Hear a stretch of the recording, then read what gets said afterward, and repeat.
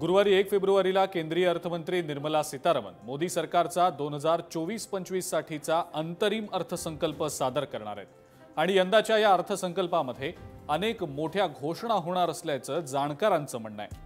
अर्थमंत्री निर्मला सीतारामन या नेमक्या कोणत्या मोठ्या घोषणा करणार याकडे सर्वांचंच लक्ष लागलंय। मात्र करमुक्तीबाबत लोकांच्या काही अपेक्षा आहेत, कर सवलतीबाबत लोकांच्या अपेक्षा आहेत, ज्याची घोषणा यंदाच्या अर्थसंकल्पात कदाचित होऊ शकते अशी जोरदार चर्चा सुरू आहे। या व्हिडिओतनं आपण जाणून घेऊया यंदाच्या अर्थसंकल्पात कर सवलत मिळेल का आणि कर सवलतीबाबत सर्वसामान्यांच्या नेमक्या अपेक्षा काय आहेत।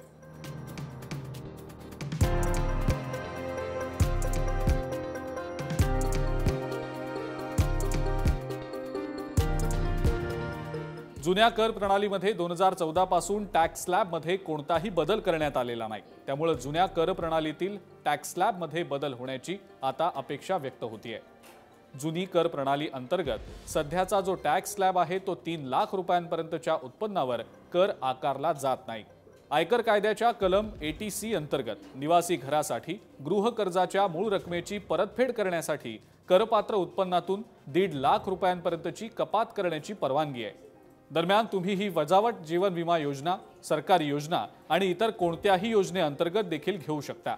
अशा परिस्थितीमध्ये लोकांना दिलासा देण्यासाठी गृहकर्ज परतफेडीसाठी स्वतंत्र कर सवलत लागू करावी अशी मागणी सुद्धा सर्वसामान्यांकडून केली जाते। सध्या कलम 80CCI नुसार कलम 80C, 80CCC आणि 80CCD1 अंतर्गत मिळून जास्तीत जास्त वजावट प्रतिवर्ष 1.5 लाख रुपये इतकी आहे। 1.5 लाख रुपयांची ही मर्यादा 2014 मध्ये सुधारित करून 1 लाख रुपये करण्यात आली। अशा परिस्थितीमध्ये ती आता 2.5 लाख रुपयांपर्यंत करावी अशी अपेक्षा व्यक्त केली जाते।